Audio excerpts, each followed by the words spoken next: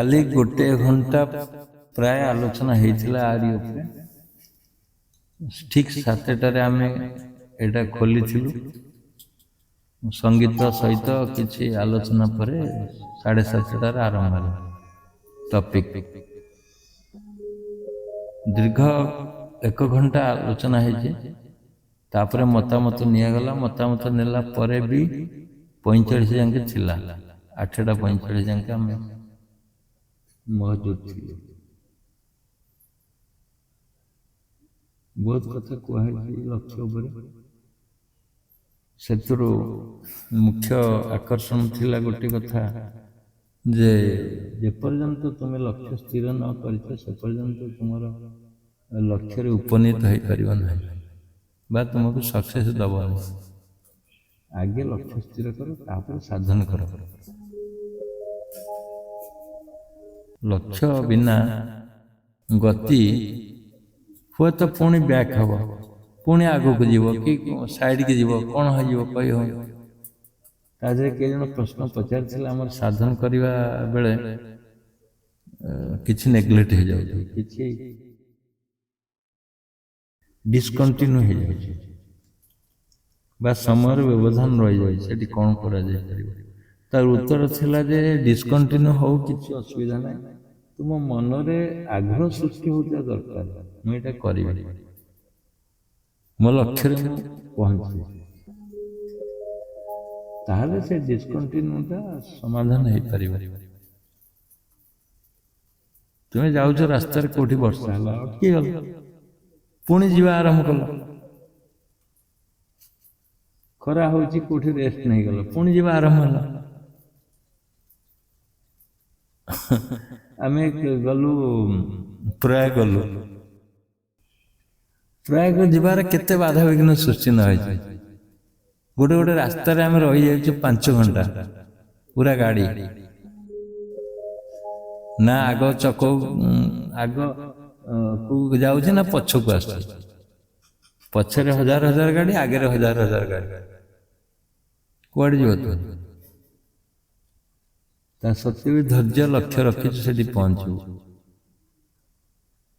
गोटे गोटे राति लाइन ब्लॉक कर दीचन भीतर को पूरे दौना उत्तर प्रदेश भीतर से स्टॉप नेलु राति सारा भी रहीचु गाड़ी पुणी कौ बाट देखी खोजी खाजिक माने अदम्य इच्छा रास्ता खोजिकी पुणी जाए पहुंचु लक्ष्य स्थल मौनी अमावास्या से मौनी अमावास्यार संध्यार पहुंची से पुणी स्नान कर लक्ष्य स्थिर है सब स्थिर पुणी प्रोग्राम 7 दिन प्रोग्राम 7 दिन आम फिक्स कलु जीव केमती संभव है तेणु जमा विचलित न होकर धीर शांत चित्तरे अति भावप्रवण होकर भावुक होकर स्थिर चित्तरे मौन हो बसिक तुम्हें चिंतन कर कौन कर तेणु अति शांत चित्तर एकाग्रता पूर्वक भावंतु बसिक अति शांत चित्तरे बसिक बेल भावंतु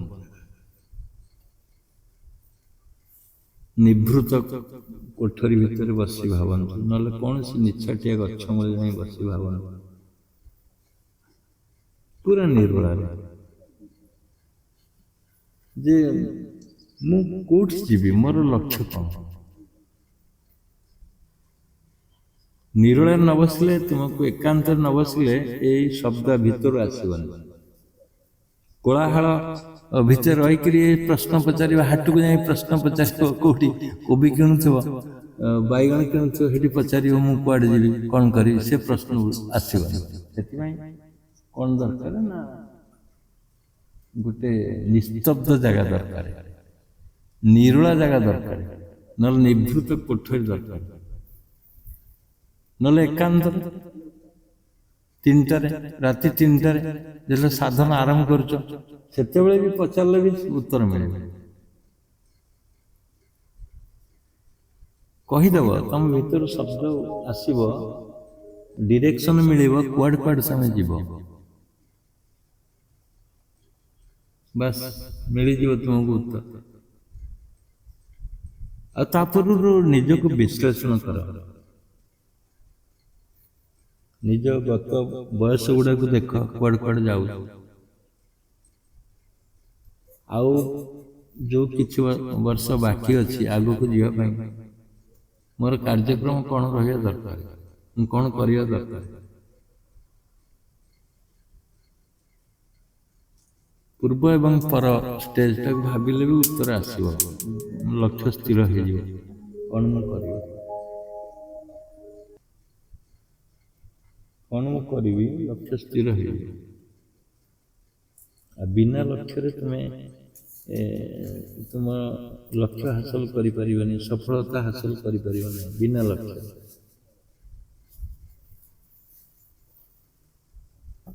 ସେମିତି 1000 ବର୍ଷ ଚକ୍ରଭେଦନ କଲେ ବି କିଛି ହବନି। ଚକ୍ରଭେଦନ କାହିଁ କରୁଛ ଯେ ନ ଜାଣିଛ କଣ ହବ? ମୁଁ ସାଧନ କରୁଛି, କାହିଁକି ସାଧନ କରୁଛି ଯେ ନ ଜାଣିବ କଣ ହବ?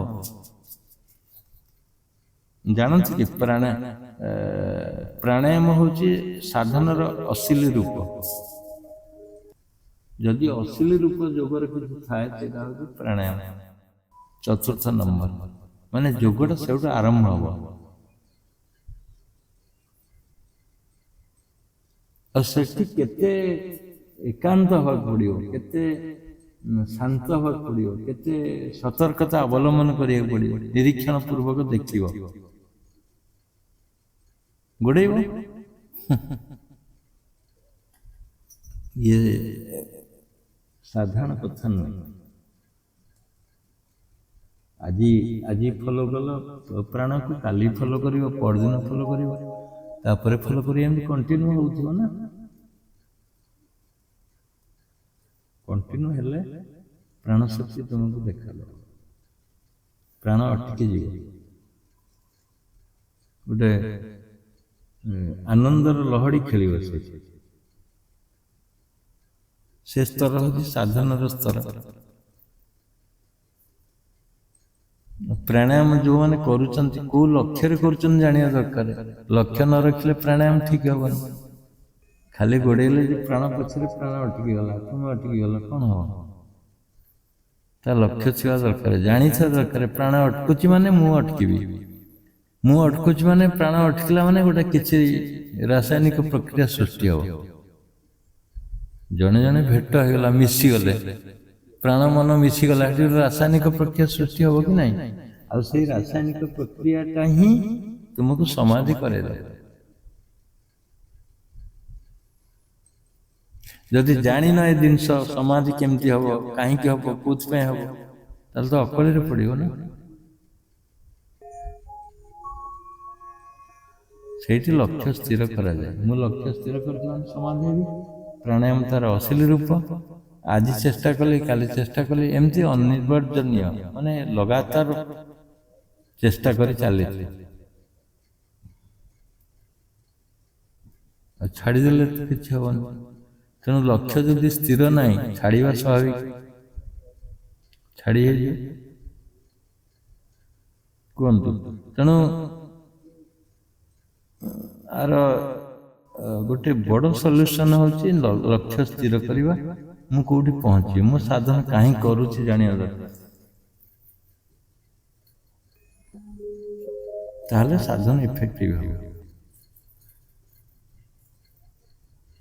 ଆଉ ସାଧନରୁ ବିଚ୍ୟୁତ ହେଇପାରିବନି। ନେଗେଟିଭ ପଏଣ୍ଟରୁ ସାଧନରୁ ବିଚ୍ୟୁତ ହେଇପାରିବନି, କାହିଁକିନା ଲକ୍ଷ୍ୟ ସ୍ଥିର କରିଛ, ସେ ଲକ୍ଷ୍ୟରେ ପହଞ୍ଚିବ। ବିଚ୍ୟୁତ କିଏ କରିବ? ତମକୁ କେହି କରିପାରିବେନି ପୃଥିବୀ। ଦେଖନ୍ତୁ, ତୁମେ ଯେତେ ଚେଷ୍ଟା କଲେ ତୁମେ ଶୋଇପାରିବ? ଶୋଇବା ହଉଛି ଆମର ଆତ୍ମାର କାମ। ତୁମକୁ ଶୋଇ ପକାଇ ଦେଉଛି ଆତ୍ମା, ଯୋଉଟା ଅଜ୍ଞାତ ସତ୍ୟ ଆମେ କହୁଛେ।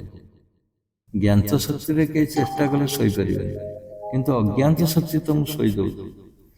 ସେମିତି ଅଜ୍ଞାତ ଶକ୍ତି ତୁମକୁ ସମାଧି କରେଇଦେବ। ତୁମର କିନ୍ତୁ ପ୍ରଯତ୍ନ ଦରକାର। ଆଉ ପ୍ରଯତ୍ନଟା କୋଉଠୁ ଆସିବ? ତୁମ ଲକ୍ଷ୍ୟରୁ ସ୍ଥିର ହେବ। ବିନା ଲକ୍ଷ୍ୟରେ ପ୍ରଯତ୍ନ ହେଇପାରିବ ନାହିଁ।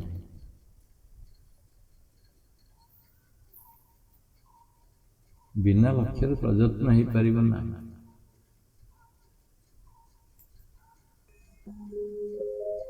ତୁମେ ଭାବୁଛ ମୁଁ ପିଲା ଥିଲି, ପାଠ ପଢ଼ିଲି, ଚାକିରି କଲି,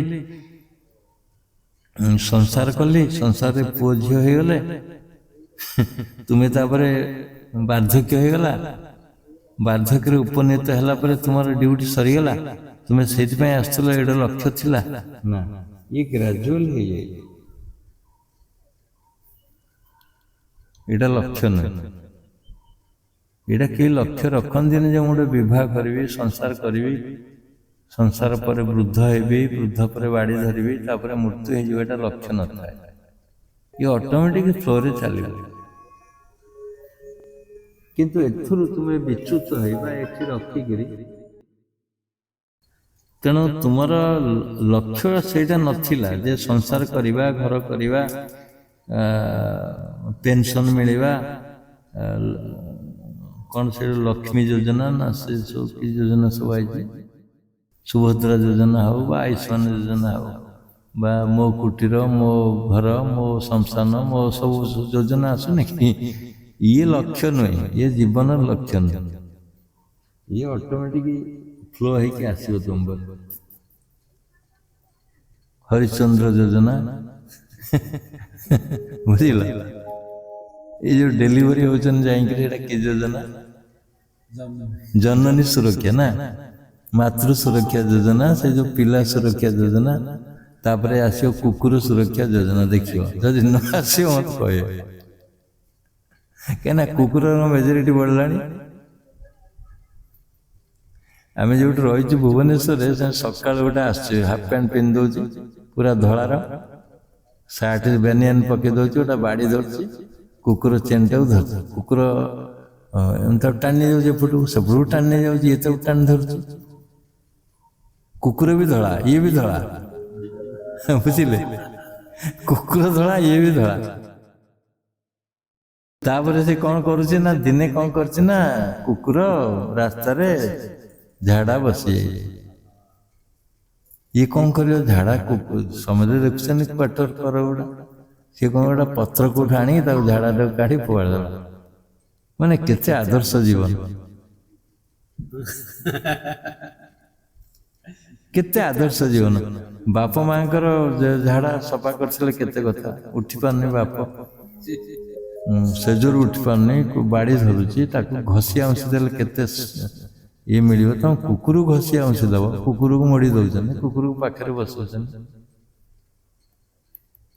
ଇଏ ଜୀବନର ଲକ୍ଷ୍ୟ ନୁହେଁ, ଇଏ ଜୀବନର ବ୍ୟତିକ୍ରମ। ଇଏ ଜୀବନର ବ୍ୟତିକ୍ରମ, ଇଏ କର୍ତ୍ତବ୍ୟ ନୁହେଁ, ଇଏ ମଣିଷର କର୍ତ୍ତବ୍ୟ ନୁହେଁ। ଯେ କୁହନ୍ତିନି ଏକ କୁତା କୁତା ପାଳେ, ତୁମେ କୁତା ନହେଲେ କୁତା ପାଳି ପାରିବନି। ଏକ କୁତା କୁତା ପାଳେ। ତେବେ ଲକ୍ଷ୍ୟ, ଯୋଉ ଯୋଉ ଲକ୍ଷ୍ୟରେ ତୁମେ ଉପନୀତ ହଉଛ, ଯୋଉ ଯୋଉ ଲକ୍ଷ୍ୟରେ ଆଶା ବାନ୍ଧିଛ, ଛୋଟ ଛୋଟ ଲକ୍ଷ୍ୟ, ସେ ଛୋଟ ଛୋଟ ଲକ୍ଷ୍ୟ ସେ ଲକ୍ଷ୍ୟ ନୁହେଁ, ସେଇଟା କର୍ତ୍ତବ୍ୟ ବା ଆନୁଷଙ୍ଗିକ ଅପରିହାର୍ଯ୍ୟ କାର୍ଯ୍ୟ। ଆନୁଷଙ୍ଗିକ ଅପରିହାର୍ଯ୍ୟ କାର୍ଯ୍ୟ, ସେଗୁଡ଼ା କେବଳ ଲକ୍ଷ୍ୟ ନୁହେଁ। ପାଠ ପଢ଼ିବା, ଚାକିରି କରିବା, ଏଇଟା ଲକ୍ଷ୍ୟ। ଏ ଜୀବନର ବ୍ୟତିକ୍ରମ। ଆଜି ଜଣେ ଏବେ ଭେଟ ପଡ଼ିଲେ, ମୁଁ ରୋଡ ଉପରେ ଥିଲି, ଏଠି ଆମ ନଈ ସେପଟ ମୁନି ଆମର ଆଡମିସନ ନେଇଥିଲେ। ପୁରୁଣା ମେମ୍ବର ଜଣେ ସିଏ ଭେଟ ପଡ଼ିଗଲେ। ସେଠୁ କହିଲେ ବାବା ଜୟଜୀବ ଆପଣ ଆସୁଛନ୍ତି? ଆସୁଛି କ'ଣ ନା ମୁଁ ଜାଣିନି। ଇଏ 1/2 କିଲୋମିଟର ବାଟ ତାଙ୍କ ବୋହୂ ଆଣି ଆଡ଼ମିସନ୍ କରେଇଥିଲେ, ଚାଲି ପାରୁନଥିଲେ। 1/2 କିଲୋମିଟର ବାଟଟା 1/2 ଘଣ୍ଟା ଲାଗିଥିଲା କି ଘଣ୍ଟେ ଲାଗିଥିଲା ଏଠିକି ପହଞ୍ଚିବା ପାଇଁ। ଏଠି ଠିକ୍ ହେଇଗଲେ। ଏଠି ଠିକ୍ ହେଲା ପରେ ये जो घर है बा एठी आउ सब कौन काम है पत्थर पत्थर पड़ला सी माने इतने पावरफुल व्यक्ति नाटक रे आमे पिला है से अभिमन्यु रोल करथि थिएटर खंडा बुलाउथला करथला सेही एठी मु देखिली से अभिमन्यु रोल भी अछि। से रास्ता ऊपर मांकड़ा पत्थर पड़ी सब गोटे गोटे टेकिया मुंड जहाँ को चलवा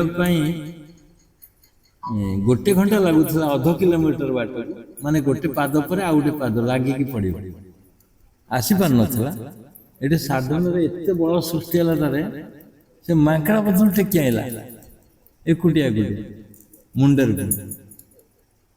से व्यक्ति आज भेट पड़े मन दुख कले जे आपण आसुनी आम जापारू आम ये आस बसिक गलु बोले 15 दिन थे आसु तुम आस किसी असुविधा नहीं। तेणु ये जो बर्तमान कहले आसुन कहीं तुम टेलीफोन ना कौन कर ना आज्ञा मो लक्ष्य स्थिर कौन लक्ष्य स्थिर माने ये लक्ष्य विच्युत हो गला।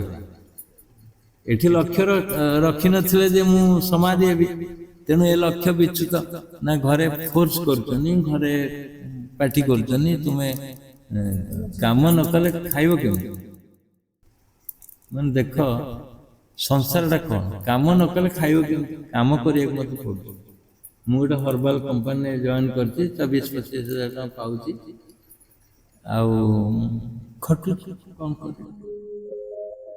तेणु देख जीवनटा मरी जाइछंदा सेतबेले ताकू ए मुनि समाज रक्षा कर बंची गला परे घरर ताड़नारे एठिक आसी पारना जाइकरी बिजनेस करछि चाकरी करछि घरे कहते तुम बॉम्बे पड़े जाओ बेंगलोर पड़े जाओ जमी ओडिशा लोक जाऊँ तुम ये खट खाओ आमको पैसा दियो ना संसार कर घर कर ये जो ये सब अयोग्य संतान मानकर ये सब बाणी योग्य संतान केवे कहबनी वृद्ध बयस बापा कहबनी जाए खट तेणु से पूर्ण लक्ष्य था आज साधन करी समाधि आड़ को लक्ष्य था ताले ये दशा ही न था से आसचनी कौन आम भल हो गलु सब भल हो लक्ष्य किंतु समाधि हवाटा लक्ष्य ना तेणु यहीटा विडंबना आमर भी से स्तर आम आस लक्ष्य नहीं कौन रोगमुक्त हवा आम रोगमुक्त हवा लक्ष्य ये आसलु किंतु देखिलु ये विराट जिनस लुचि रही आ समाधि हूँ तार मूल लक्ष्य बिना समाधि जोगर किसी मूल्य न था बिना समाधि रोगर किसी मूल्य रहे रोगमुक्त हवाटा गोटे साधारण कथा जमती गोटे तुम्हें सौदा आने जाऊच सौदा आनिल तुम सहित गोटे पिला जाए छोट पिलाटा जाए दोकानी कौन दोकानी खुशी है गोटे लजेन्स दे दे लेबंच दे दे चॉकलेट गोटे दे दे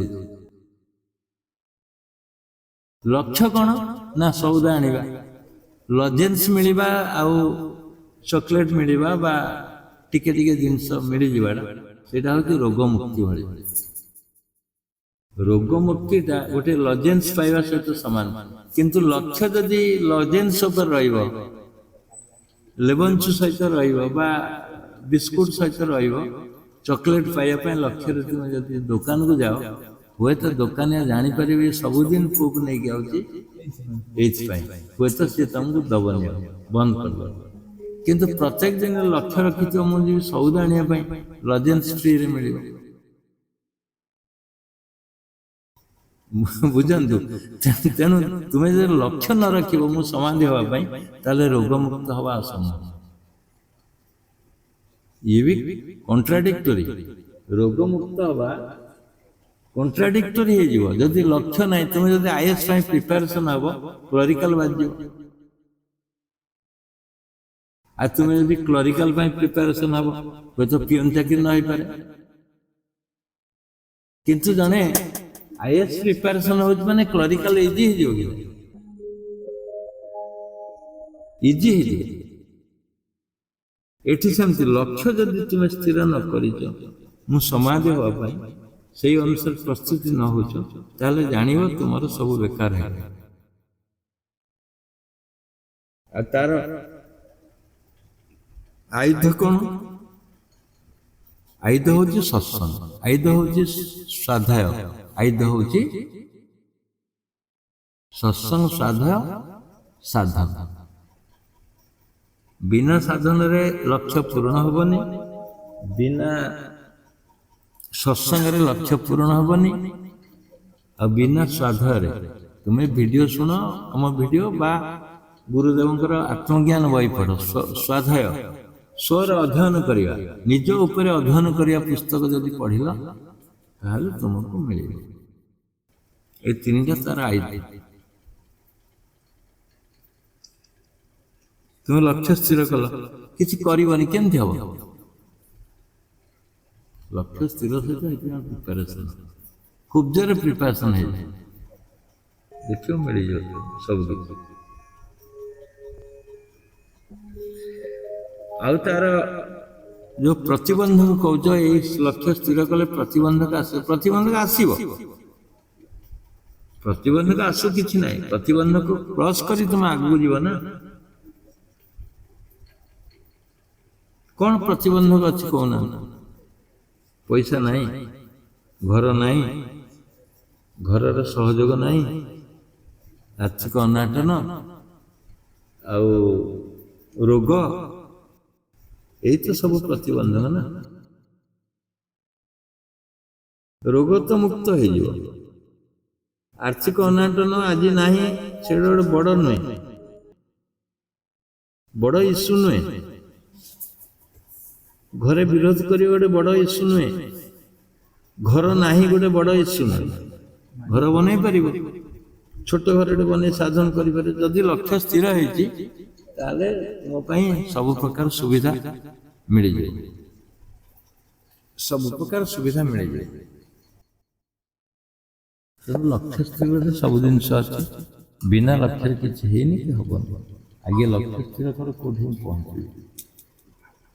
ସେ ଲକ୍ଷ୍ୟଟା ତୁମକୁ ସବୁ ପ୍ରକାର ସୁବିଧା ସୃଷ୍ଟି କରେଇବ। ଯେପର୍ଯ୍ୟନ୍ତ ଲକ୍ଷ୍ୟ ସ୍ଥିର ନ ହେଇଛି, ସେ ପର୍ଯ୍ୟନ୍ତ ତୁମର ବିଘଟନ ସୃଷ୍ଟି ହବ। ବିଘଟନ ସୃଷ୍ଟି ହବ ହିଁ ହବ। ଆଉ ଦୃଢ଼ ଇଚ୍ଛା ଶକ୍ତି, ଦୃଢ଼ ଆକାଂକ୍ଷା, ଗୋଟେ ନିର୍ଣ୍ଣୟ କରିବା ଗୋଲଟା ତୁମକୁ ନେଇ ଯଥାସ୍ଥାନରେ ପହଞ୍ଚେଇ ଦେବ,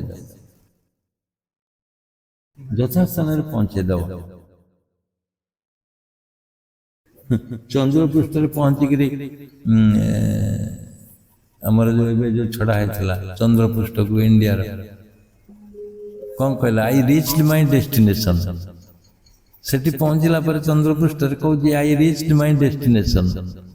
ତା ଲକ୍ଷ୍ୟରେ ପହଞ୍ଚିଗଲା, କହିଦେଲା, ରିପୋର୍ଟ ଦେଇଦେଲା ସାଇଣ୍ଟିଷ୍ଟ ମାନଙ୍କୁ। ଆଉ ତୁମେ ସେମିତି ଯେତେବେଳେ ତୁମ ଲକ୍ଷ୍ୟରେ ପହଞ୍ଚିଯିବ, I reached my aim and ଏ ଯୋଉ ସମାଧି, I reach my original figure, ମୋ ରୂପରେଖରେ ମୁଁ ପହଞ୍ଚିଗଲି, ମୁଁ ଦେଖିଲି। ସେତେବେଳେ ତୁମେ କହିବ ମୁଁ ପହଞ୍ଚିଗଲି। ସେତେବେଳେ ତୁମେ ବାର୍ତ୍ତା ଦେବ ଜଗତକୁ, ଯେ ଏଇ ଜିନିଷଟା ମୁଁ ପାଇଲି, ଅନ୍ୟମାନେ ପାଆନ୍ତୁ। ଆମେ କିନ୍ତୁ ଲକ୍ଷ୍ୟ ନେଇକିରି ଆ ଭିତରେ ଆସିନଥିଲୁ ଯେ ଗୋଟେ ସମାଧି ହବା। ଆମେ ରୋଗମୁକ୍ତ ପାଇଁ ଆସିଥିଲୁ। ଦେଖିଲୁ ବିରାଟ ଜିନିଷ ଲୁଚିକି ରହିଛି। ଲକ୍ଷ୍ୟ ସ୍ଥିର ହେଲା ଏଇଠି, ଲକ୍ଷ୍ୟ ସ୍ଥିର ହେଇନଥିଲା, ଆମେ ଯେତେବେଳେ ଆସିଥିଲୁ। ଯୋଗ କ'ଣ ଜାଣିନଥିଲୁ। ଯୋଗ ଜାଣିଲା ପରେ ଯୋଗକୁ ପ୍ରୟୋଗାତ୍ମକ ବିଧିରେ ପ୍ରୟୋଗ କଲା ପରେ ତାର ଇଫେକ୍ଟ ଜାଣିଲା ପରେ ଆମେ ଜାଣିଗଲୁ ଯୋଗଟା କ'ଣ କ'ଣ ଆର ଫାଇଦା ଅଛି। ତେଣୁ ଲକ୍ଷ୍ୟ ଅଟୋମେଟିକ ସ୍ଥିର ହେଇଗଲା। ସ୍ଥିର ହେଇଗଲା ମାନେ ତମେ ବନ୍ଧା ହେଇକିରି ଏଠି ଅଛ। ଲକ୍ଷ୍ୟ ସ୍ଥିର ହେଇଛି ମାନେ ତମେ ବନ୍ଦୀ ହେଇକିରି ଅଛ। ଭଲ ଲାଗୁଛି ତୁମକୁ, ଆନନ୍ଦ ଲାଗୁଛି, ଶାନ୍ତି ଲାଗୁଛି।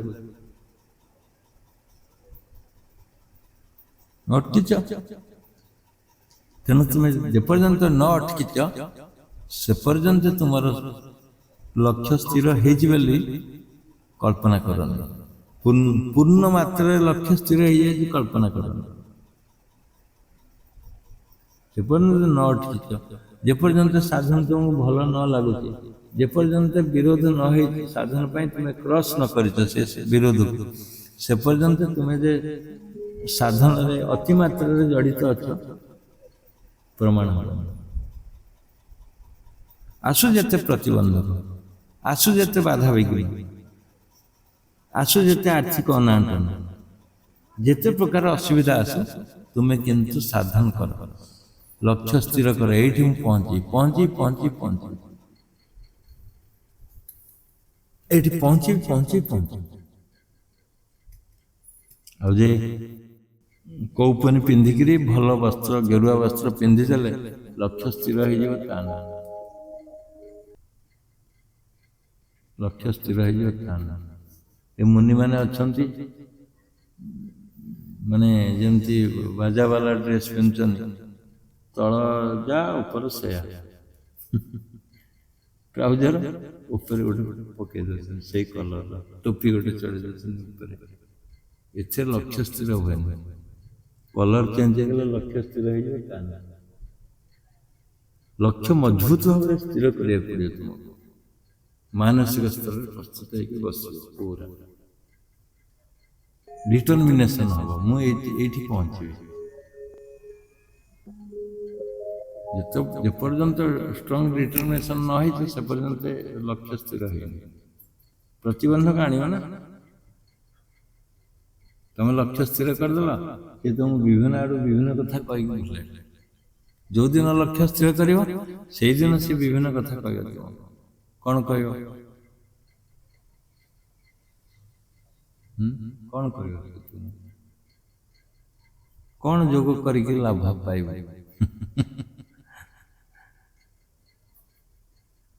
କାହିଁକି ସେଥିରେ ମାତୁଛୁ?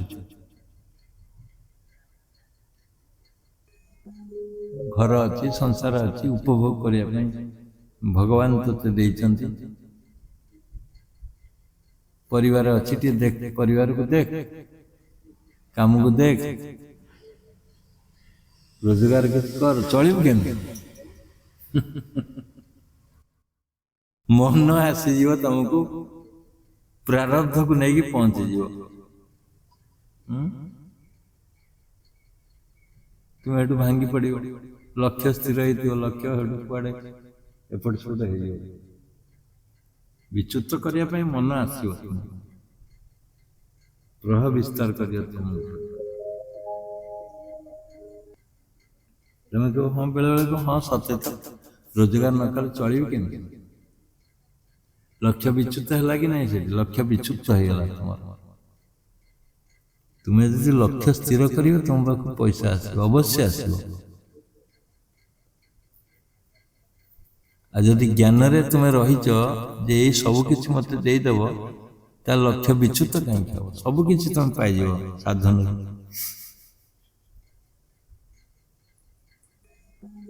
ଏଇ ଦେଖନ୍ତୁ ଆମ ଆଶ୍ରମରେ 30 ଲକ୍ଷ ଖର୍ଚ୍ଚ ହେଇଗଲାଣି। କେତେ ବର୍ଷ ଭିତରେ? 2006ରୁ ହେଲା, 6ରୁ 25, 20 ବର୍ଷ, 20 ବର୍ଷ ପାଖାପାଖି 30 ଲକ୍ଷ ଖର୍ଚ୍ଚ ହେଇଗଲା। ଆଉ ଯଦି ଏଠି ଥାନ୍ତୁ ଆହୁରି 10 ଲକ୍ଷ ଯାଇଥାନ୍ତା, ଯାଇନି। 30 ଲକ୍ଷ ଖର୍ଚ୍ଚ ହେଲା। ସେ 30 ଲକ୍ଷ କୁଆଡ଼େ ହେଲା ଚିନ୍ତା କର। ପ୍ରତ୍ୟେକ ସତ୍ସଙ୍ଗରେ ଆଭରେଜ 2 ଲକ୍ଷ ଧର, 10 ବର୍ଷ ହେଇଛି 20 ଲକ୍ଷ ହେଇଗଲା। ଆଉ ଆନୁଷଙ୍ଗିକ ଏଠି ଖାଦ୍ୟପେୟ ହେଉଛି ବା ଅନ୍ୟ ଅକେଜନାଲି ଫଙ୍କସନ୍ ହେଉଛି, ଘରଟି ହେଇଛି, ଯାହା ହେଇଛି ଆସେସମେଣ୍ଟ 10 ଲକ୍ଷର କଥା। 10 ଲକ୍ଷ ପ୍ଲସ୍ 30 ଲକ୍ଷ ଖାଦ୍ୟପେୟ ଏଠି ହେଉଛି। ପ୍ରତ୍ୟେକ ରବିବାରରେ ଖାଦ୍ୟ ଏଠି ହୁଏ। ଆମେ ଥିଲୁ, ଏବେ ସିନା ଆସୁ ହେଉଛି, କିନ୍ତୁ ପ୍ରତ୍ୟେକ ରବିବାର ଖାଦ୍ୟ ହୁଏ। କିଏ ହେଲେ ଦିଅନ୍ତି? ସେ ହିସାବ କରନ୍ତୁ, ଏଷ୍ଟିମେଟ୍ 30 ଲକ୍ଷ ଟଙ୍କା ଖର୍ଚ୍ଚ ହେଇଛି ଆଜି ସୁଦ୍ଧା। ତେଣୁ ସେ 30 ଲକ୍ଷ ଚିନ୍ତା କରନ୍ତୁ କୋଉଠି ଆସିଲା। ଲକ୍ଷ୍ୟ ଯଦି ସ୍ଥିର ନାହିଁ, 30 ଲକ୍ଷ ଆସିବ କିଏ? ଦବ କିଏ? ତୁ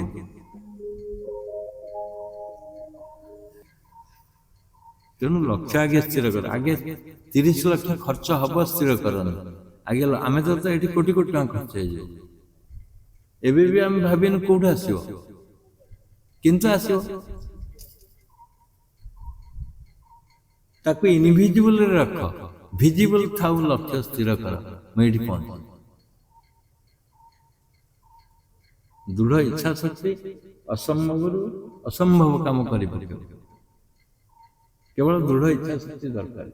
ତୁମେ ସାଧନ କରିବା ପାଇଁ ପ୍ରୟାସ କର, ଲକ୍ଷ୍ୟ ସ୍ଥିର କର, ଦୃଢ଼ ଇଚ୍ଛା ଶକ୍ତି ପ୍ରୟୋଗ କର, ଦେଖିବ ସେଇଟା ସମ୍ଭବ ହେବ। କାହାର ଘର ନାହିଁ, କାହାର ପଇସା ନାହିଁ, ଅନେକ ଅନେକ ଅସୁବିଧା ଅଛି, କିନ୍ତୁ ଅସୁବିଧାଟା କିଛି ଦିନ ପରେ ଦୂର ହେଇଯିବ। ରୋଗ ଅଛି କାହାର, ରୋଗ ତ ଦୂର ହେଇଯିବ। ଯେଉଁମାନେ ଅଛନ୍ତି ମୁନିମାନେ, ସେମାନେ ପଥଭ୍ରଷ୍ଟ ହେଇଯାଉଛନ୍ତି। ଆସିକିରି କିଛି ଦିନ ସାଧନ କଲେ, ରୋଗମୁକ୍ତ ହେଇଗଲା, ବାସ୍ ତାଙ୍କ ଲକ୍ଷ୍ୟ ସରିଗଲା, ଆଉ ଆଗକୁ ଯିବେନି। ରହିଗଲେ, କିଛି ଦିନ ପରେ ପୁଣି ରୋଗ ବାହାରିବ। ଲକ୍ଷ୍ୟଚ୍ୟୁତ ସେମାନେ। ଯିଏ ସାହିତ୍ୟ ପଢିନି ଗୁରୁଦେବଙ୍କର, ଯିଏ ଯୋଗର ଅର୍ଥ କଣ ଜାଣିନି, ଯୋଗର ସଂଜ୍ଞା କଣ ଜାଣିନି, ସେ କେମିତି ଯୋଗ କରିବ? ଖାଲି ରୋଗମୁକ୍ତ ହେଇଯିବାଟା ଯୋଗରେ ସିଦ୍ଧି ହେଇଗଲା ତା ନା। ରୋଗମୁକ୍ତି ତ ହବ, ତାପରେ କଣ କରିବ? ଦେଖନ୍ତୁ, ଏଇ ଯୋଗର ଆଶ୍ରମ କରିବା ପୂର୍ବରୁ ମୁଁ 200 ଲୋକଙ୍କୁ ନେଇ ଆଡମିସନ କରେଇଥିଲି ବ୍ରାଞ୍ଚ। ଆମେ କରିନଥିଲୁ। କାରଣ କଣ ଥିଲା ନା, କାରଣ ଏହା ଥିଲା ଯେ ଆମେ ପ୍ରଚାର କରିବା, ପ୍ରସାର କରିବା। ସେଠି ଲକ୍ଷ୍ୟ କିଛି ନଥିଲା, ପ୍ରଚାର ପ୍ରସାର ଅଟୋମେଟିକ ହେଇଯିବ ତୁମ ଭାବନାରେ, ତୁମର ସଂକଳ୍ପ। ଯେଉଁମାନେ କହୁଛନ୍ତି ଆମେ ପ୍ରଚାର ପ୍ରସାର କରିବୁ, ସେମାନେ ସକାଳୁ ଉଠିକି ଚିନ୍ତା କରନ୍ତୁ, ଦେଖିବ ଗୋଟେ ଲୋକ ତମ ପାଖରେ ଆସି ପହଞ୍ଚିବ। ଯାଦୃଶୀ ଭାବନା ଯସ୍ୟ, ତୁମେ ଯାହା ଭାବନା କରିବ ସେଇ ଲୋକ ଆସିବ। କିଏ ଆସନ୍ତା କି? ଏ କଥା ମୁଁ କାହାକୁ କୁହନ୍ତି କି ଆତ୍ମଜ୍ଞାନ କଥା, ଏତେ ସୁନ୍ଦର କଥା, ଏତେ ନିରୋଗର କଥା। ଜଣେ କେତେ କଷ୍ଟ ପାଉଥିବ, କଣ ହଉଥିବ, ମୁଁ ତାକୁ ଦୀପଦ କହିଦିଅନ୍ତି, ସେ ଭଲ ହେଇଯାଆନ୍ତା, ମୋର ଆତ୍ମତୃପ୍ତି ହୁଅନ୍ତା। ଦେଖିବ ସେଇ ବ୍ୟକ୍ତି ତମ ପାଖରେ ପହଞ୍ଚିବ। ଆଜି ନ ଆସୁ, କାଲି ଆସିବ, କାଲି ନହେଲେ ପରଦିନ ଆସିବ, ନହେଲେ 15 ଦିନ ଭିତରେ ଆସିବ। ପ୍ରଚାର କରିକି ଡୋର ଟୁ ଡୋର ଦରକାର ନାହିଁ, କାହାର କଲିଂ ବେଲ ମାରନ୍ତୁ ନାହିଁ। ତୁମେ ମାନସିକ ସ୍ଥିତିରେ ବସିଯାଆନ୍ତୁ, ମୁଁ ପ୍ରଚାର କରିବି, ଦେଖିବ ପ୍ରଚାର ଅଟୋମେଟିକ। ମୁଁ ଯେତେବେଳେ ସାଧନ କରିଥିଲି ଏବଂ ପ୍ରଚାର କରିବାକୁ ପ୍ରୟାସ ଥିଲା, ପ୍ରଚାର ହବା ଦରକାର। ଦେଖ ସେଇ ପ୍ରଚାରଟା ବର୍ତ୍ତମାନ କିଏ ନେଇଗଲା? ହାତକୁ ନେଇଗଲା ମିଡିଆ। ମିଡିଆରେ ପ୍ରଚାର ହଉଛି। ଆମେ ଜାଣିଥିଲେ କି ଏଇ ପିରିୟଡ ଆସିବ, ମୋବାଇଲ ଆସିବ, 5 ଆସିବ, 5 ଆସିଲା। ଦେଖ ସମସ୍ତଙ୍କ ହାତରେ ଗୋଟେ ଗୋଟେ ମୋବାଇଲ, ପଇସା ନଥାଉ ମୋବାଇଲ ଥିବ। ବିନା ମୋବାଇଲ କେହି କୁଆଡେ ଯାଇପାରିବେନି। ତେଣୁ ମୋବାଇଲରେ ଏତେ ସୁବିଧା ହେଇଯାଇଛି ପ୍ରଚାର କରିବାକୁ। ବର୍ତ୍ତମାନ ତୁମେ ଯାହା କହିଲ, ସେମାନେ ଶୁଣିକିରି ଆସୁଛନ୍ତି।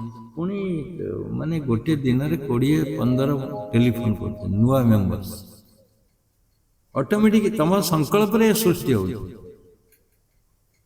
ତୁମ ବିନା ସଂକଳ୍ପରେ ସୃଷ୍ଟି ହବ ତା ନୁହେଁ। ତୁମେ ସଂକଳ୍ପ କଲ ପ୍ରଚାର କରିବେ, ଯୋଉଟା ହେଲେ ସୁବିଧା ଆସି ପହଞ୍ଚିଗଲା। ଆଉ ତୁମର ପ୍ରଚାର କରିବା ଉଦ୍ଦେଶ୍ୟ ନଥିବ ତମେ ମୁଁ ତ ମୁନି ହେଲି କାହିଁ କାହାକୁ କହିବି, ସେ ଯିବ କି ନାହିଁ, ତାରେ ସିଏ ନ ଯାଉ ତମର କ'ଣ ଅଛି?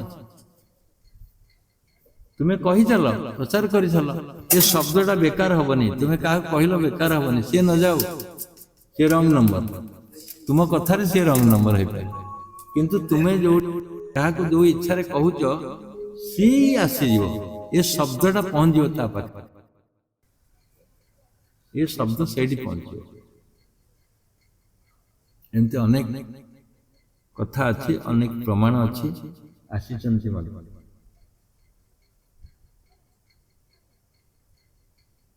ତୁମକୁ ତ କିଏ ହେଲେ ଜଣେ ଆଡମିସନ କରେଇଛି ଆଣିକିରି, ମିଡିଆ ହଉ ବା ୟୁଟ୍ୟୁବ ହଉ ଯିଏ ହଉ, ତୁମର କର୍ତ୍ତବ୍ୟ କାହାକୁ ଜଣେ 5 ଜଣ 10 ଜଣକୁ ଆଣି ଆଡମିସନ କରେଇବା, ଯାହାଦ୍ୱାରା ପ୍ରଚାର ହବ।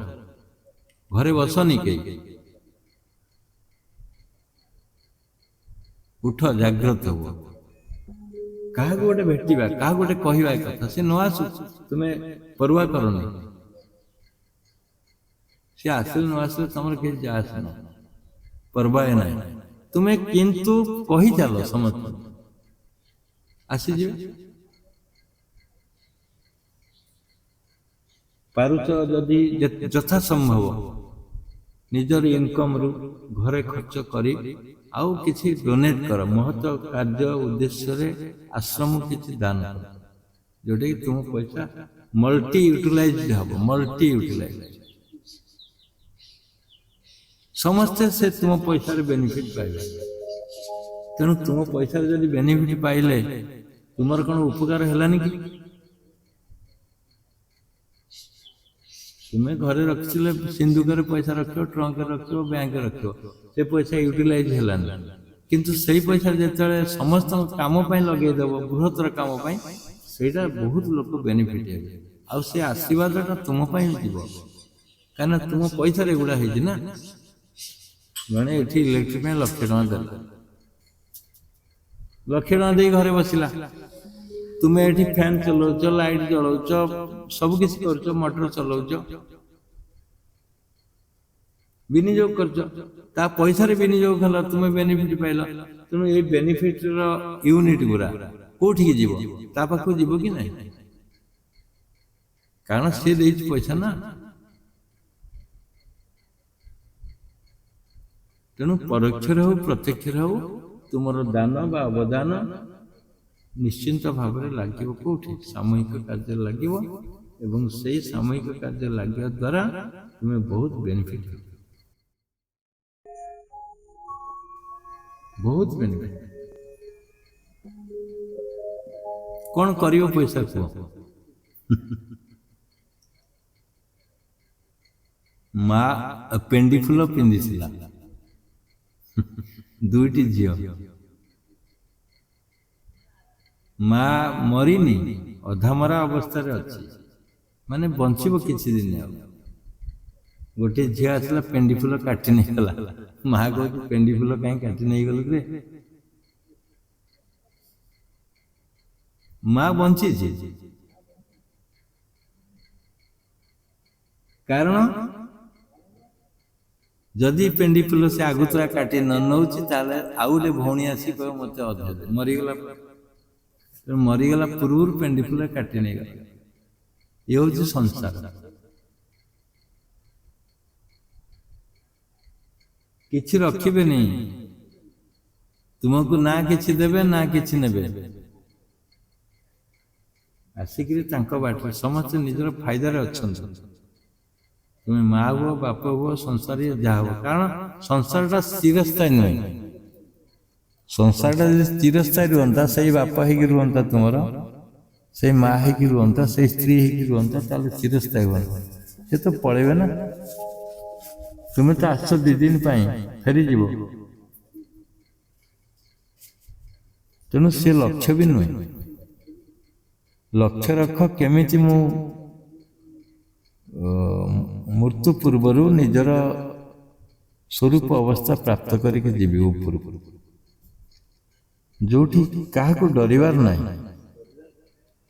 ଯୋଉ ଶରୀରର ଅଭିଜ୍ଞତା ନେଲେ ତୁମେ କାହାକୁ ଡରିବନି, ନା ଯମ, ନା ଭୀମ, ନା କର୍ମ କିଛି ଦରକାର ନାହିଁ ସେଠି,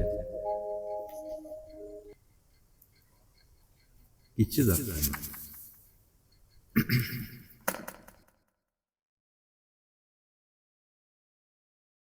ହଉ ଆଜି ଅସହ୍ୟ ଗରମ ତା ସତ୍ତ୍ୱେ ବି ପ୍ରବଚନ ରଖାଗଲା 45 ମିନିଟ୍। ଏବେ ଆମେ ମତାମତ ନେବା। ହୁଏତ ଆଉ କିଛି କୁହାଯାଇ ପାରିଥାନ୍ତା, କ'ଣ କରିବ? ଏବେ ମତାମତ ରଖନ୍ତୁ, କିଏ କ'ଣ କହିବେ ଆ ଉପରେ। କାହାର ପ୍ରଶ୍ନ ଅଛି, କାହାର ଜିଜ୍ଞାସା ଅଛି, କି କାହାର କ'ଣ ଅସୁବିଧା ଅଛି ଲକ୍ଷ୍ୟ ପାଇଁ, ଲକ୍ଷ୍ୟକୁ କିଏ ହିଣ୍ଡ୍ରାନ୍ସ କରୁଛି, ଲକ୍ଷ୍ୟ ବିଚ୍ୟୁତ ପାଇଁ କୋଉ କୋଉ କ୍ରାଇଟେରିଆ ଗୁଡ଼ା ଆସୁଛି, ତା ଉପରେ ଆଲୋଚନା କରିପାରିବା। କାହାର କ'ଣ ଯଦି ଅଛି କୁହନ୍ତୁ, କୁହନ୍ତୁ କିଏ କ'ଣ କହିବେ।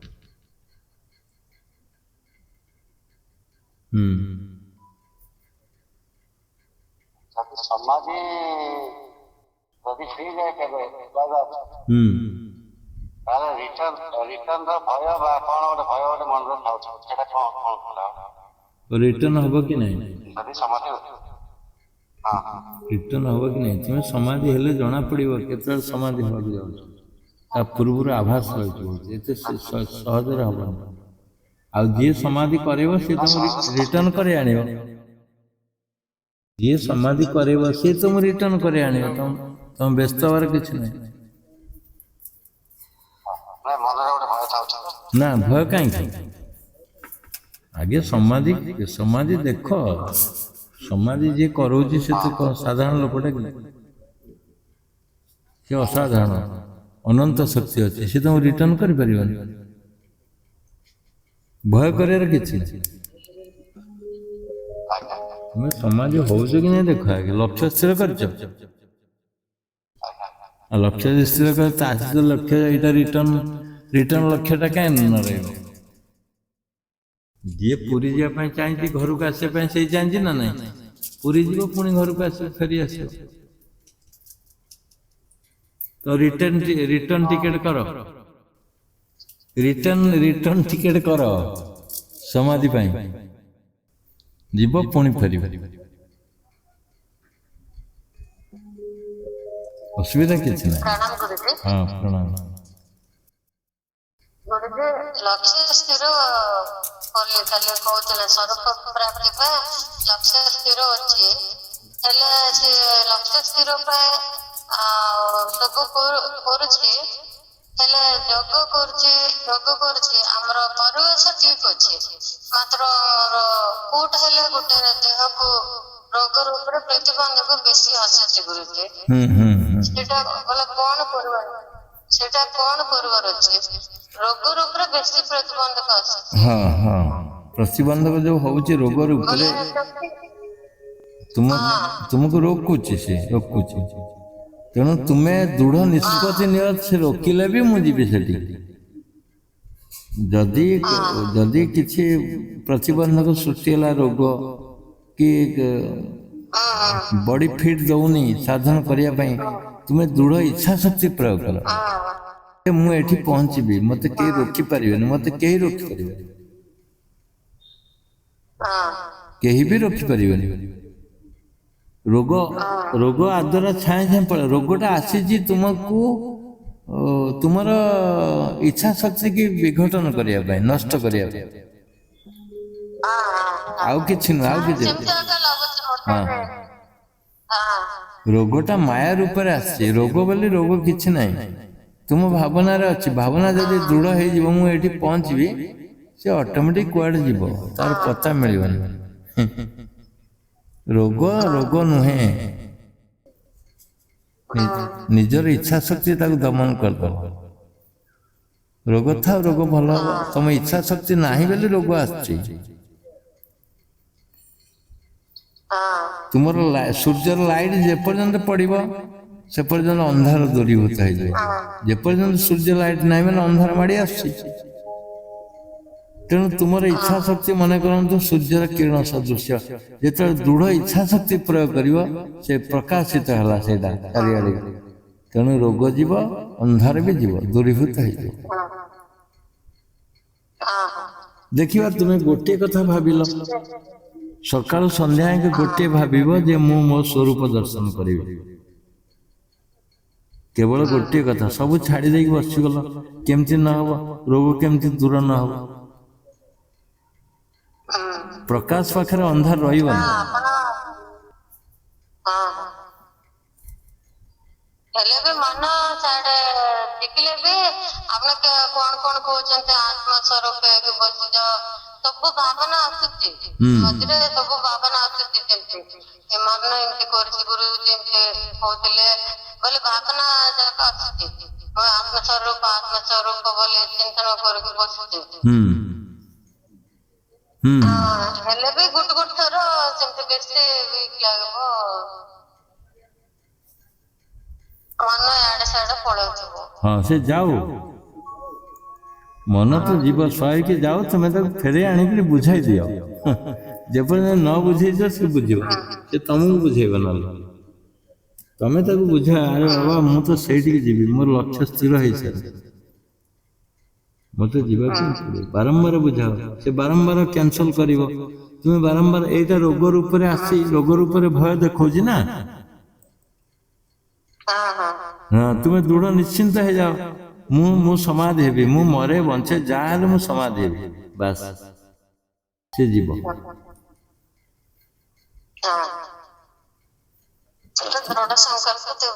ଦୃଢ଼ ସଂକଳ୍ପକୁ ସେ ଅପେକ୍ଷା କରିଛି। କିଏ ଅପେକ୍ଷା କରିଛି? ତମ ଯୋଉ ରୋଗ। ତମେ ଦୃଢ଼ ସଂକଳ୍ପ ନେଇନ ବୋଲି ସିଏ ତୁମକୁ ଜାବୁଡ଼ିକି ଧରିଛି। କାହିଁକିନା ସେଇ ଯୋଉ ରୋଗଟା ତୁମ ମନ ଭିତରେ ଅଛି ନା, ୟାର ପରସେଣ୍ଟେଜ କମି ଯାଉଛି। ଯେହେତୁ ତୁମେ କହୁଛ ମତେ ଏଇଟା ବାଧା ସୃଷ୍ଟି କରୁଛି, ତେଣୁ ଲକ୍ଷ୍ୟଟା ସ୍ଥିର କରେଇ ଦଉନି। ସେ ଲକ୍ଷ୍ୟଟା ସ୍ଥିର କରେଇ ଦଉନି। ଲକ୍ଷ୍ୟ ଆଗେ ସ୍ଥିର କର, ରୋଗକୁ ଛାଡ଼, ରୋଗ ଅଟୋମେଟିକ କ୍ଲିୟର ହବ।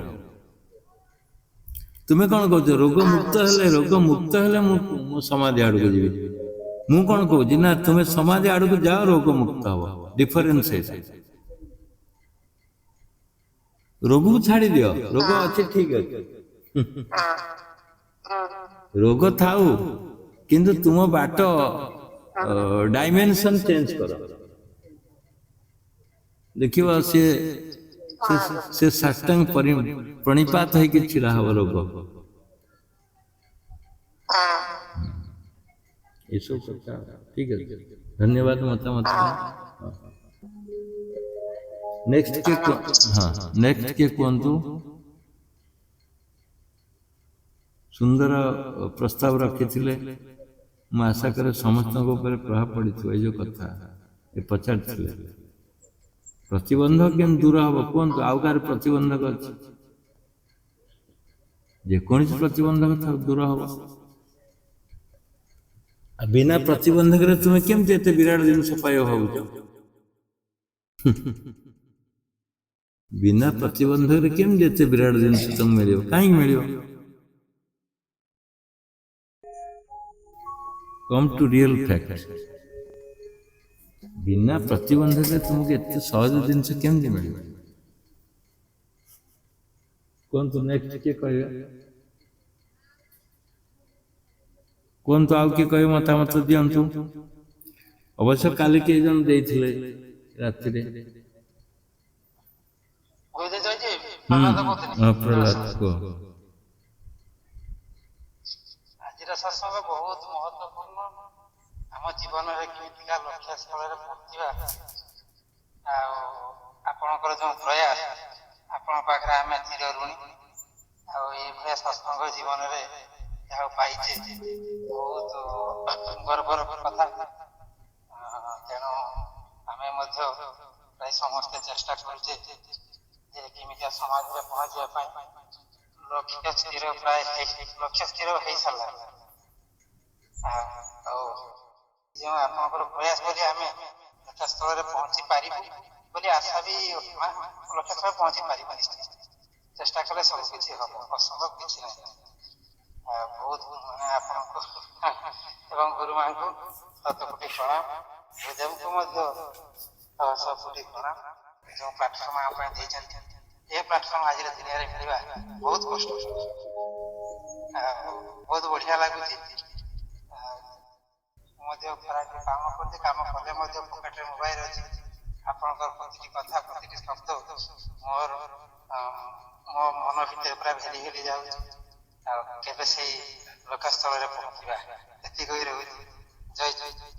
ଧନ୍ୟବାଦ। ସୁନ୍ଦର ମତାମତ ରଖିଲେ, ସୁନ୍ଦର ପ୍ରୟାସ। ଆଉ ଲକ୍ଷ୍ୟ ସ୍ଥିର କର, ଲକ୍ଷ୍ୟ ସବୁ ଫୋପାଡ଼ି ଦିଅ। ଏଇ ଯୋଉ ସତ୍ସଙ୍ଗ ଗୁଡ଼ିକ ନ ହଉଥିଲେ କଣ ହେଇଥାନ୍ତା ଚିନ୍ତା କର। ଆଜି ପର୍ଯ୍ୟନ୍ତ 18 ବର୍ଷରେ ଆମେ ସତ୍ସଙ୍ଗ କରୁଛେ, 2006ରୁ ବି କରୁଛେ। ଯଦି ନ କରୁଥାନ୍ତେ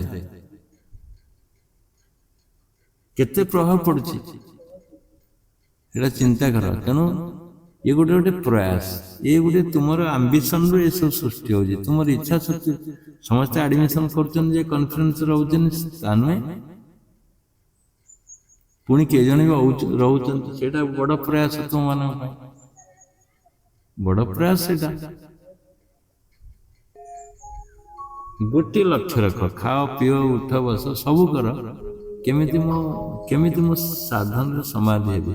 ଏତିକି ଭାବନା ହେଲେ ସରିଗଲା, କିଛି କରିବା ଦରକାର ନାହିଁ।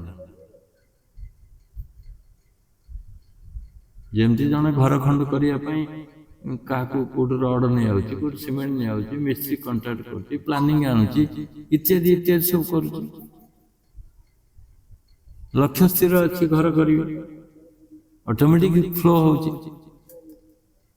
ସେମିତି ଏଇଟା ଲକ୍ଷ୍ୟ ସ୍ଥିର କର, ଅଟୋମେଟିକ ଫ୍ଲୋ ହବ, ତମକୁ ସୁଯୋଗ ସୃଷ୍ଟି ହବ। ତେଣୁ ମୂଳ ମଞ୍ଜି ହଉଛି ଲକ୍ଷ୍ୟ ସ୍ଥିର କରିବା। ବିନା ଲକ୍ଷ୍ୟରେ କେହି ମୂଳ ମଞ୍ଜି ନ ଲଗେଇଲେ ଗଛ ହବନି, କି ଫୁଲ ହବନି, କି ଫଳ ହବନି। ତେଣୁ ଲକ୍ଷ୍ୟ ସ୍ଥିର କରିବା ହଉଛି ମୂଳ ମଞ୍ଜି।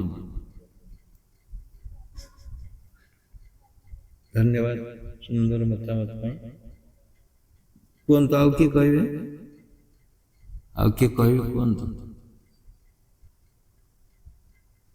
ଦେଖ, ମୋ କ୍ଷେତ୍ରରେ ଚାକିରି କରିବା ବିଲକୁଲ ଲକ୍ଷ୍ୟରେ ମୁଁ ନଥିଲି, ଚାକିରି ହେଲାନି। ବିଲକୁଲ ଲକ୍ଷ୍ୟ ନଥିଲା, ଜବ୍ ଓରିଏଣ୍ଟେଡ ମୁଁ ନଥିଲି, ଚାକିରି ହେଲାନି। ଆଉ କିଏ କହିବେ ନା ବନ୍ଦ କରିବା? କୁହନ୍ତୁ। ପୁଣି ଦେଖାହବା ବୃନ୍ଦାବନରୁ ଆସିଲା ପରେ। କି ବୃନ୍ଦାବନରେ ଦେଖାହବା, ଦେଖନ୍ତୁ। ଶନିବାର ଦିନ ପୁଣି ହବ, ଆମେ ଆସିନଥିବୁ ସେଇଦିନ। ସେଠି ନାଇଁ ହବ ନା, ସିଆଡେ ହବ। ଯେମିତି ଅଯୋଧ୍ୟାରେ ହେଇଥିଲା, ଲକ୍ଷ ଲକ୍ଷ ଲୋକ ଯାଉଛନ୍ତି, ତା ଭିତରେ ଆମେ ଚାଲିଛୁ, ସତ୍ସଙ୍ଗ ଚାଲିଛୁ। 2 ଲକ୍ଷ ଲୋକଙ୍କୁ କ୍ରସ କରିଛୁ ସେଇଦିନ ଅଯୋଧ୍ୟାରେ। ମାନେ ପ୍ରତି ବର୍ଗ ଫୁଟରେ ଗୋଟେ ଲୋକ, 2 କିଲୋମିଟର ରାସ୍ତା। କେତେ ଲୋକ ହେଇଥିବେ, ପୁଣି ଯାଉଛନ୍ତି ଆସୁଛନ୍ତି, କେତେ କଣ କରୁଛନ୍ତି। କୁହନ୍ତୁ, କିଏ କହିବେ ନା ବନ୍ଦ କରିବା? କୁହନ୍ତୁ।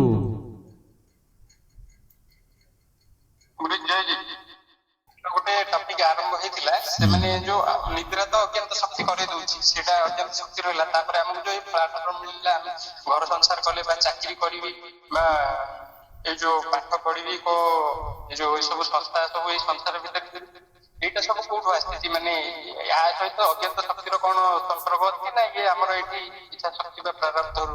ନାଇଁ, ଏଇଟା ଅଜ୍ଞାତ ଶକ୍ତି କେତେ ଗୁଡିଏ କୁହେଳିକା ନେଇକି ଆସିଛି ତା ସହିତ। ସଂସାର, ଖାଦ୍ୟ, ଲୋଭ, ଏସବୁ କୁହେଳିକା ମାୟା ନେଇକିରି ଆସିଛି। ସେ ମାୟାରୁ ବିଚ୍ୟୁତ ହେଲା ପରେ ତୁମେ ଏଠି ପହଞ୍ଚିବା ପାଇଁ ଗୋଟେ ରାସ୍ତା, ଅଗମ୍ୟ ରାସ୍ତା। ତା ଭିତରେ କିଛି ବ୍ୟାରିୟର, ଏଗୁଡା ସବୁ ବ୍ୟାରିୟର, ଏଗୁଡା ସବୁ ବ୍ୟାରିୟର। ବ୍ୟାରିୟରକୁ କାଟିଲେ, ହଁ, ବ୍ୟାରିୟରକୁ କାଟିଲା ପରେ ତୁମେ ସେଠି ପହଞ୍ଚିବ। ଯେମିତି ଗୋଲାପ ଫୁଲ ପାଇବା ପାଇଁ କଣ୍ଟା ଅଛି, କଣ୍ଟାକୁ ହୁସିଆର ହେଇକି ତୋଳିବାକୁ ନହେଲେ ଫୁଟିଯିବ। ସେମିତି ଏଇ ଅଗମ୍ୟ ରାସ୍ତାରେ ତୁମକୁ, ଏ ପୃଥିବୀ ଏକ କୁହେଳିକା। ଦେଖୁନା, ତୁମେ କଣ ଆଣିଥିଲ ନବ, ତୁମେ ଆସିଛ ଶୂନ୍ୟଟାକୁ ଯଦି ଚିନ୍ତା କରିବ, ବ୍ରଡ ମାଇଣ୍ଡରେ କିଛି ଆଣିନ, କିଛି ନବନି, ଶୂନ୍ୟ। ଘର ଶୂନ୍ୟ, ସଂସାର ଶୂନ୍ୟ, ପିଲାପିଲି ଶୂନ୍ୟ, ସୁନା ରୂପା ଶୂନ୍ୟ, କପଡ଼ା ଶୂନ୍ୟ। ଆଇଛୁ ଲଙ୍ଗଳା ହୋଇ ଯିବୁ ଶୂନ୍ୟ ହୋଇରେ ନା, କପଡ଼ା ବି ନେଇପାରିବନି। ତେଣୁ ଏ ଯୋଉ ଅବାସ୍ତବ ଦୁନିଆ ଭିତରେ ସଂଘର୍ଷ କରି ଲାଭ କଣ ଅଛି? ଆୟା ଥା କିସ୍ କାମ ସେ ସୋୟା ଚାଦର ତାନ। କୋଉ କାମ ପାଇଁ ଆସିଥିଲ, କୋଉ କାମ କରୁଛ? କବିର କହିଛନ୍ତି ଯେ ମହାନ ସନ୍ଥ, ପ୍ରକୃତରେ ତମେ କୋଉ କାମ ପାଇଁ ଆସିଥିଲ, କୋଉ କାମ କରୁଛ? ତେଣୁ ତୁମକୁ ମାୟା ଯଦି ନାଇଁ ଆସିଲା, ଭଗବାନ ତ ଚାହିଁଥିଲେ ଆସିଥାନ୍ତେ ତୁମେ ବ୍ରହ୍ମ, ତୁମେ ସ୍ୱର୍ଗ, ତୁମେ ଆତ୍ମା ସବୁ କହିଦେଇଥାନ୍ତେ। ଏଠିକି ଆସିବା କଣ ଆବଶ୍ୟକ ଥିଲା? ସେଇଟା ଯମ ପାଖରେ ରଖି ପାଠ ପଢଉଛନ୍ତି କ୍ଲାସ କରିକି। ବ୍ରହ୍ମ ଆତ୍ମା ବା ଈଶ୍ୱର ତମକୁ ଯମ ଶ୍ରେଣୀରେ ବସେଇ ଦେଇଥାନ୍ତେ ସମସ୍ତିକି। ଆରେ ତୁ ବ୍ରହ୍ମ, ତୁ ଈଶ୍ୱର, ତୁ ସବୁ କିଛି। ପୃଥିବୀକି ଆସିବା କଣ ଦରକାର? ସେଇଠି ତ ପାଠ କ୍ଲାସ ହେଇଥାନ୍ତା। ପୁଣି ପୃଥିବୀ ରଚନା କଲେ, ପୃଥିବୀକୁ ପଠେଇଲେ, ତୁମକୁ ମାୟା ସୃଷ୍ଟି କଲେ। ନା, ଏ ମାୟାକୁ ନ ଆସିଲେ କିଛି କରିପାରିବନି। ମାୟା ସହିତ ବ୍ରହ୍ମକୁ ରଖିଲେ, ବ୍ରହ୍ମ ସହିତ ମାୟା ରହିବ। ତୁମେ ମାୟାକୁ କାଟିଲେ ବ୍ରହ୍ମକୁ ଦର୍ଶନ ହବ। କିଛି ଟ୍ୟାକ୍ସ ଦିଆଗଲା ତୁମକୁ।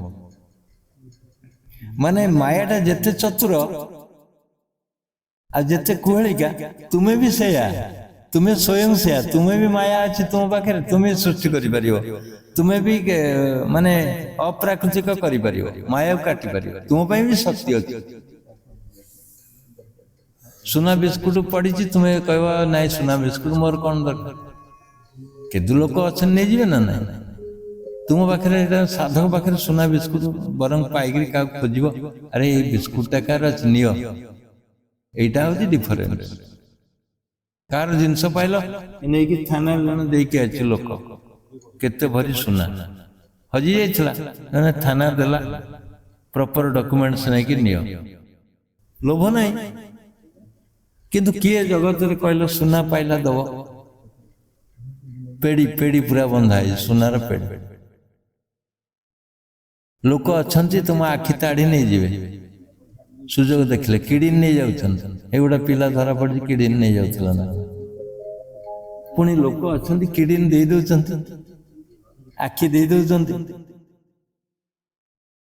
ଇଏ କଣ ମାୟାର ସଂସାର ନାହିଁ? ମାୟାକୁ ଜାଣିଛନ୍ତି। ମୋର ଏଇ କାଲି ଜଣେ କିଏ କହୁଥିଲେ, ମୁଁ ସୋସାଇଟିରେ ସବୁ ସପୋର୍ଟ କରିବି, ସହଯୋଗ କରିବି, ପଇସା ଦେବି।